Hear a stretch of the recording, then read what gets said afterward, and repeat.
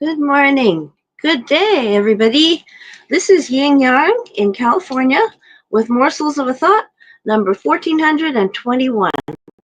We are on Financial Focus Friday with Victoria Rader in her book Prosper Me. The Prosper Me. Uh, the 35 Universal Laws to Make Money Work for You. I thought there was a line in between. Okay. Anyway, let me get this camera straight and let's go. Oh, not that straight. Okay. Yeah. All right. That's better. All right. Yeah. All right. Prosper me. Da-da, da-da, da-da, da-da, da-da. Okay. Now, we're on the law of trading value. We've been gone for a couple of weeks, a week because of the surgery, but now we're back. Last time was on the law of abundance. Oh, there's the camera. And today we are going to trade your money for the best value. All right, let me see if I can get the camera a little further away because I am so messed up right now. All right, that's better. I think it's better. All right, way better.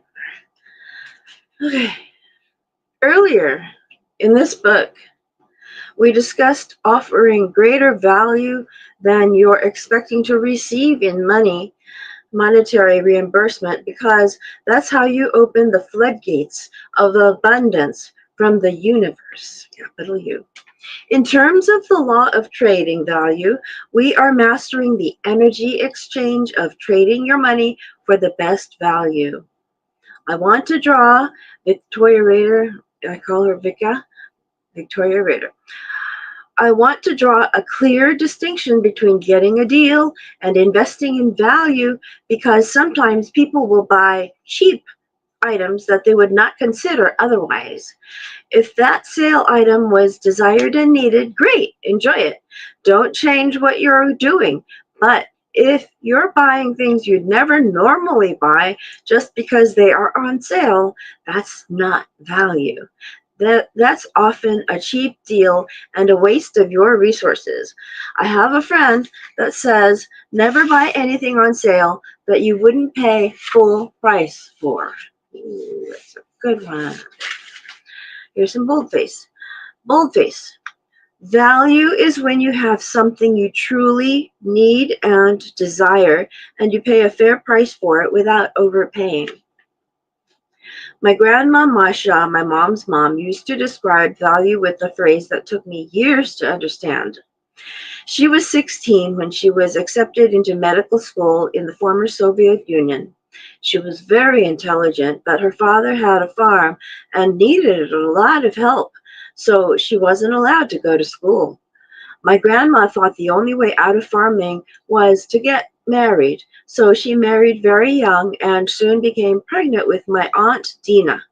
Sadly, during the Winter War, Dina's dad died when Russia attacked Finland, leaving my grandma alone, a teenager with a baby to bring up by herself. Then World War II hit, bringing with it countrywide devastation for 4 years. I'm going to pause here to say that we're almost in a replay. So Finland is worried. I do know that because I know people there, and they say that. Anyway, back to the book. After the war, my grandma Masha met my grandpa Sasha and had 4 more children. My grandpa was a high-ranking military officer who never drank.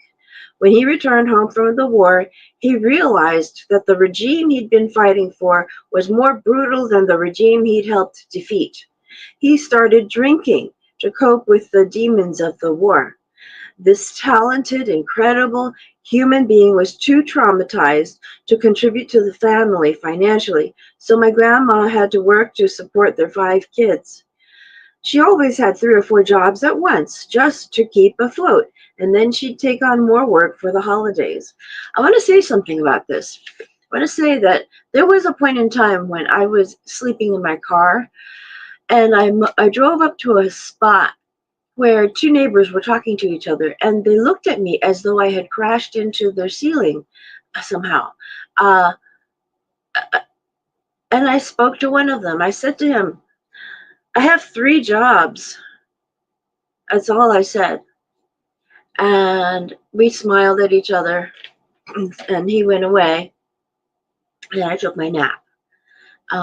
When you're sleeping in your car, there's no way to find a spot and sleep uh, continuously for a while. So this was a precious spot, and the man let me stay there. The thing is that the neighbors probably wanted to say something about who was allowed to park there. They legally would not have been right, but just because I would have been embarrassed if I hadn't said I had three jobs. And I did. I had three jobs. I was sleeping in my car. So this woman had three or four jobs. She was living in her house, but she had three or four jobs. Can you imagine the hardship? Anyway,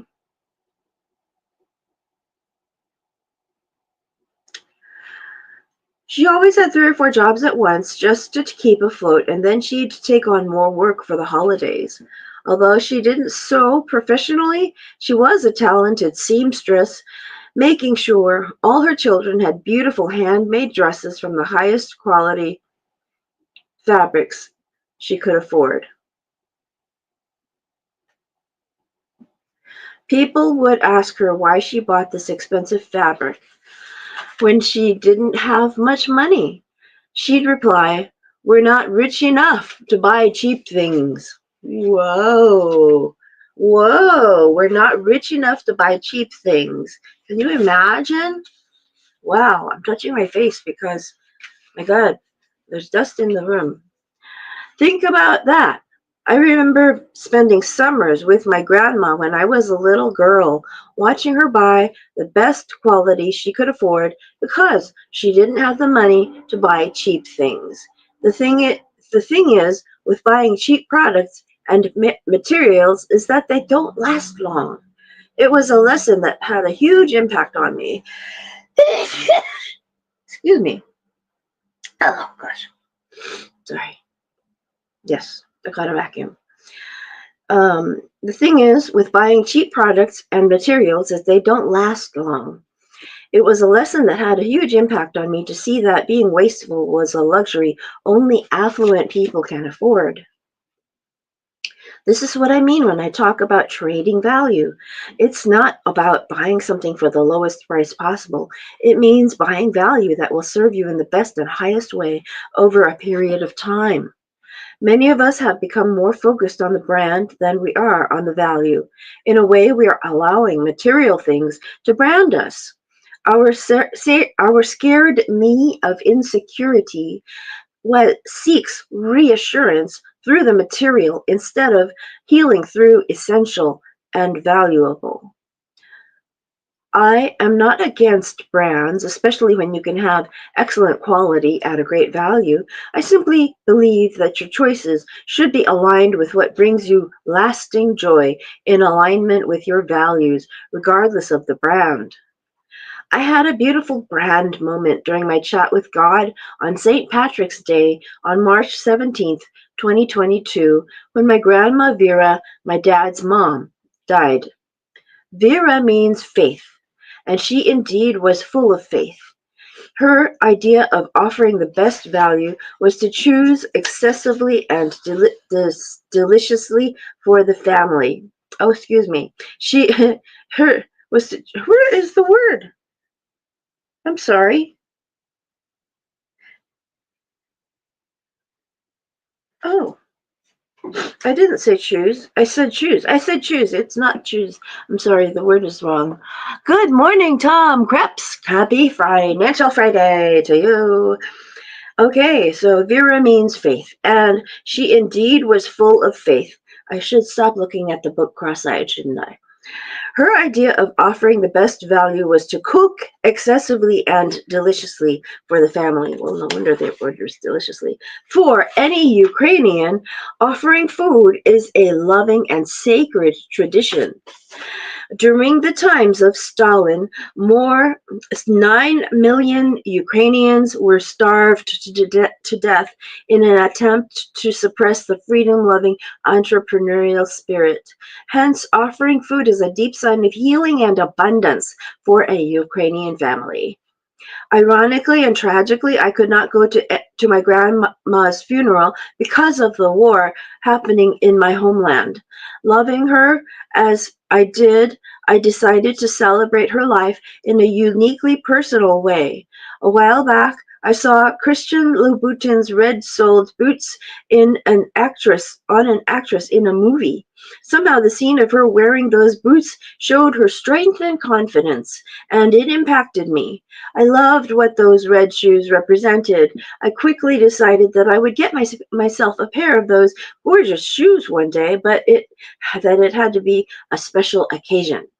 I figured saying goodbye to Grandma would be my day to celebrate her life of abundant service and prosperous generosity. After all, red is the energy color for prosperity. I ordered my extravagantly expensive shoes as a symbol of genuine prosperity in remembrance of my grandma. I have to admit, they are not comfortable and do not have much practical value. However, they are of great emotional value because they signify my connection to my grandma. Good to know. After that purchase, I had my conversation with God about branding and value, seeking out a divine understanding on the subject.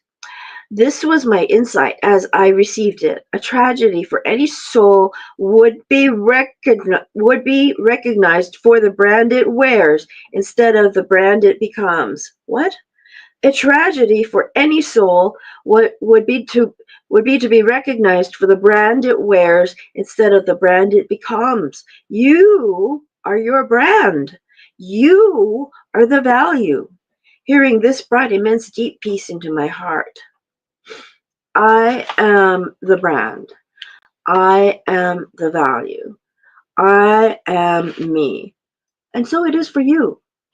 Make sure that whatever value you are trading in and whatever brand you are wearing, it is there to support the great value that you are bringing into the world. You are the value. You are the brand. Trade your money accordingly. So here's the action steps. Here are the action steps. Number 1, analyze your recent purchases, which might have been a waste of money, money well spent, and wise investments of great value. Okay, hold on. I'll read that again. I'm looking at it cross-eyed. Oh, excuse me. Analyze your recent purchases, which might have been a waste of money or money well spent, and wise investments of great value. How can you adjust your shopping patterns to best support the value that you are? Number 2, lean into the law of balance. How can you balance the law of trading value away from being cheap or extravagantly wasteful in favor of abundant and intrinsic value? Think of one value adjustment you can make and implement it with your very next purchase. Enjoy a newly found sense of freedom that allows your value to shine. Okay, so what are we thinking of a next purchase? Next purchase. Okay. Number 3, always pay for value with gratitude. Intentionally charging your every purchase with gratitude will bring further gratitude and abundance. And here is your activation. Read the activation below out loud and then close your eyes to feel a gentle shift. Recite this activation before shopping for products or services. I now understand, practice, and live the law of trading value. As I trade my talents, skills, and efforts for money, I trade money for the best and highest value in products and services. I pay the fair value and open the door of prosperity for all. Because I am generous and wise in paying, I am open to universal generosity and prosperity of getting the best value. I got this. I am me. Close your eyes. Feel a gentle shift. It does. It does. It makes me float up and to the right. Up and to the right. Sort of book. Ooh, goodness gracious. So here we are on Financial Friday. This was the law of trading value. Next week, we shall read the law of being. Okay. Thank you for coming.